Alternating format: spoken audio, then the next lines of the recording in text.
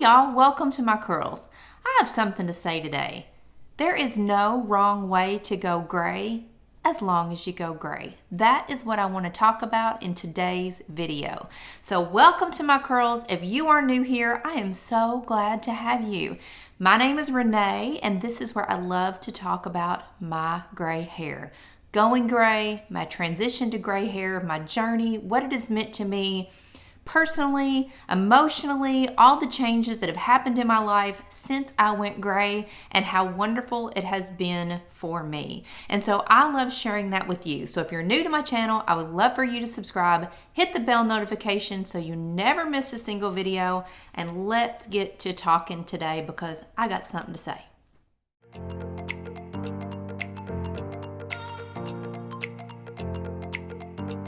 So last week, I posted a video called Going Gray is Not About the Color of Your Hair, and I'm going to link it right up there.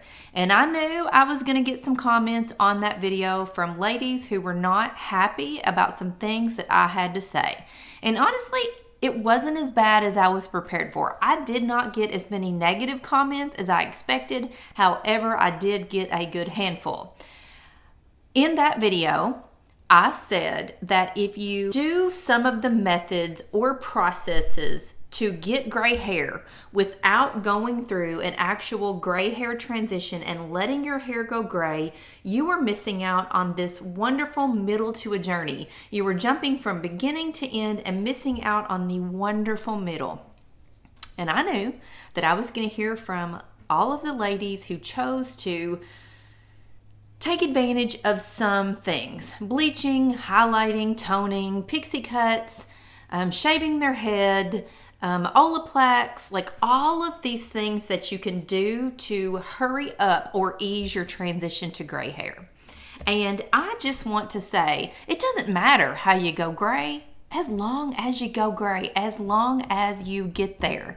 And I completely understand that some women need to do things to make it easier. And I actually tried a couple of those things.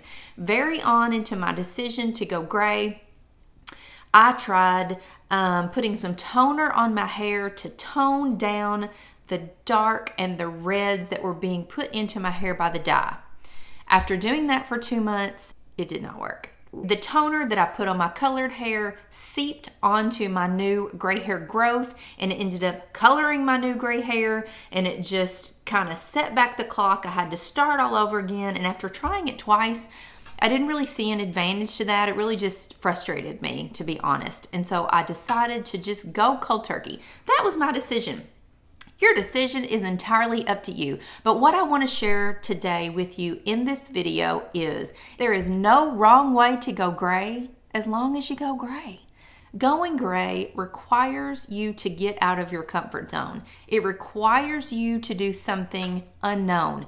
It's unexpected. You don't know what's going to happen. It's uncomfortable, and I completely understand that. It is not going to be a joyride for the first couple of months. The first 4 to 6 months, in my opinion, are really no fun.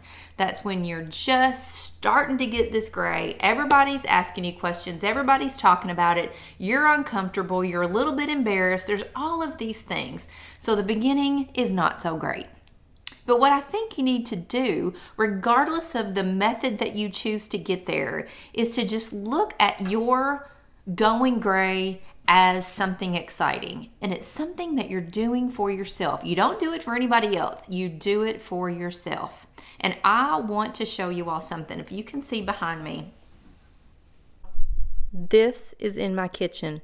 I absolutely love this saying. I live my life by it. I read it every morning, but when I sit here and have my coffee, and it just puts life into perspective for me. Live a good life. In the end, it's not about the years in the life, it's the life in the years. My husband got me this picture. It's probably been 15 years ago, and it's always hung in our house. It's a saying by Abraham Lincoln, and it is something that I absolutely love. It hangs in our kitchen, which is where I am, and I look at this every single day, and I try to, when things happen in my life, I try to put them into perspective, and that perspective is this: live a good life. And in the end, it's not about the years in the life, it's the life in the years. That just kind of sums it up, honestly. Do I want to spend the life in my years worrying about the color of my hair? Do I want to spend the life in my years worrying about what others think about my gray hair or what others have to say about my gray hair, whether they are talking about it, like it, don't like it? I mean, why do I want to spend my life and my time worrying about all of those silly little things? In the grand scheme of things, all of those are very, very, very small and silly. Do I really want to spend the life in my years keeping up with salon appointments and having to be so committed and working my daily schedule around when I have to go get my hair colored because my roots were going to show? Do I really want to spend the life in my years worrying about having to get my hair touched up, or who's seeing some gray roots, or I can't pull my hair back in a ponytail or back in a barrette because I got some gray coming in on my temples? Do I really want to spend the life in my years worrying about those things? For me, the answer is simple. The answer is absolutely no. I want to spend the life in my years enjoying time with my family and my friends and moments and vacations and cooking dinner. I want to spend my time enjoying my time, not worrying about the color of my hair. And that is so important. That was a huge part of my decision to go gray. That's what's important to me. That's what's important in my life. My family, my friends, my dogs, my time, how I spend my day, what I do with my day. I love to cook. I'm always at the ice cream shop. I just don't have the desire or the time or the effort or the willingness to give up any part of the life in my years to worry about the color of my hair. I am exponentially happier now that I have gone gray. I don't have to think about those things. They don't affect me. They don't affect my life. I know right now the coronavirus is going around. Salons are shut down. I can tell you that women in my hometown are in a frenzy because they cannot get their hair colored. It does not affect me one bit. I mean, yes, I had an appointment to get a haircut next week with Betsy, but if it gets canceled, it's fine. I'm not worrying about it. I am not sweating it, y'all, at all. So consider what your life would be like if you thought about the life in your years and not the years in your life. Don't think about, oh, I'm going to be 85 one day and I still need to have dark hair. Don't look at it that way. Think about, well, I may only live to be 75, but I'm going to live a damn good life without worry or fret or consideration of what anybody else thinks of me. That is kind of my perspective. I don't care what anybody else thinks. I do what I do for me and my family and what's best for my well-being. And for me, that was not coloring my hair anymore. For me, that was going gray. So going gray, again, gets you out of your comfort zone. I understand that it's uncomfortable. I understand that it's the unknown. But I have an analogy for a lot of you ladies that I think you're going to get. Now, if you're younger than me, I'm 48, you are probably going to say, what the heck are you talking about? But here it goes. Who all remembers tight rolling your jeans? Y'all, I remember tight rolling my jeans. I tight rolled my blue jeans all through middle school and high school, and I even think maybe in the beginning of my college years. And y'all, when my husband and I got married, he was still tight rolling his jeans. He was stuck in the stinking 80s, and we got married in 2002. He was tight rolling his jeans in 2002.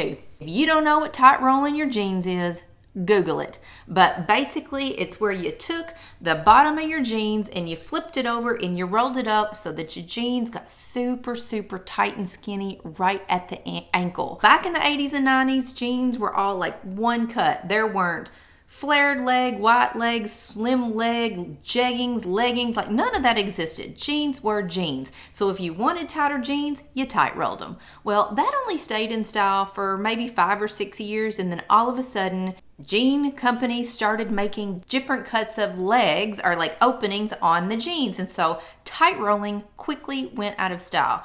Well, I will tell you, it took a lot of people a long time to get out of their comfort zone and to start wearing flared jeans or wide leg jeans, boot cut jeans. And do you remember when skinny jeans and jeggings came in? Y'all, I was so against that for the longest time. I thought, like, this super skinny jean made me really uncomfortable. I did not want to do it. But I eventually conformed, and you know what? I actually like skinny jeans these days. I think they are very flattering to a lot of women. But my point for that analogy is we didn't want to let go of the tight rolling. It was our comfort zone. And we don't want to let go of the colored hair because it is our comfort zone. Y'all, times are changing. It is time to get out of your comfort zone and let...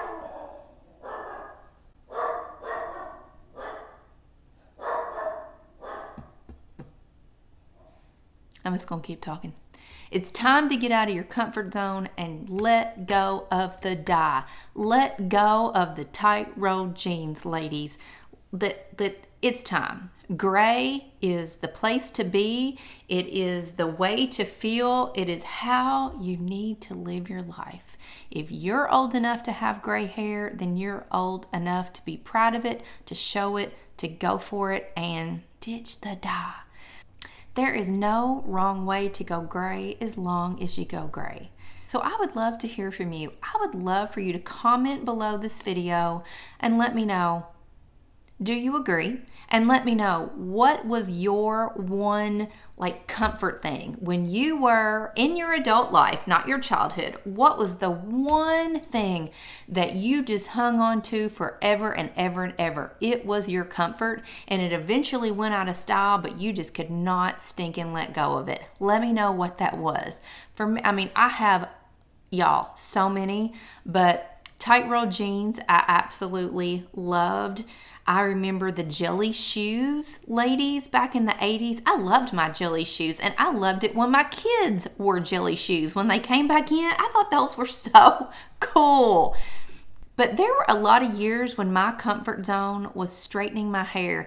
I did not embrace my curly hair until I was about 25 years old. When I was growing up, nobody had curly hair. My sister had curly hair, but in school, all the girls had straight hair. My mother didn't know how to fix my hair, so she would just brush it when she dried it. I had very long hair, put it in pigtails, and so my hair looked kind of straight. And then once I got in middle school, I just did not know how to fix it. So again, I would take this big round brush, I would pull it out and try to make it as straight as I could. That just resulted in this huge ball of frizz, straight frizz, but frizz nonetheless. And so I did not have great hair growing up, y'all. I got teased. It was not a fun time for me. My hair was really a problem. And in college, I sort of learned how to deal with my hair, but that was when I discovered straightening my hair. You could put perm solution on your hair, and the stylist would comb the perm solution through, and when they washed it out, you actually had straight hair. And that would last for a couple months. And y'all, I did that from basically college. I did that for probably 7 years, I guess, until my oldest daughter was born. I was 27. And that is when I'm like, oh my gosh, I cannot keep up with this straightening business. Like, this is going to be the death of me, because she'd be there crying. She needed my attention, and I'd be in the bathroom trying to straighten and curl and deal with straightened hair that did not belong on my head. And that's when I decided, that's it. I'm going curly. I'm going to let my natural curls show. And y'all, I had horrible hair for about 2 years. Absolutely horrible hair for about 2 years, until my curls grew out, until that permed, straightened hair grew out, and I actually had hair that I could deal with, and I had to learn to figure out how to style my hair, the products to use, what worked best and what didn't. It was a huge, huge learning curve. But for all those years, straight hair was my comfort zone, along with my tight rolled jeans. So let me know what your comfort zone, your comfort thing was. I think this could be really interesting, because some of y'all are going to go way back. I was in high school in the late 80s, y'all. So if you're from the 70s, I can't wait to hear from you. Tell me in the comments, what was your comfort zone? And if you all are younger than me, if you were in high school in the 90s, I think I totally blanked out in the 90s. I was in college. My sister was in high school, and she will talk about stuff, and I didn't even know it existed. I was in a whole nother realm of life in my college years. So this could be interesting. Let's all share our one comfort thing from our growing up years. But that's it, y'all. That is my video today. I just want to say there is no wrong way to go gray as long as you go gray. Thank you for joining me on Welcome to My Curls. I would love for you all to subscribe to my channel. Give this video a thumbs up. That is how YouTube knows that I'm putting out great content, and they will promote my channel to possible new viewers so that my channel can grow. So until next time, I will see you later.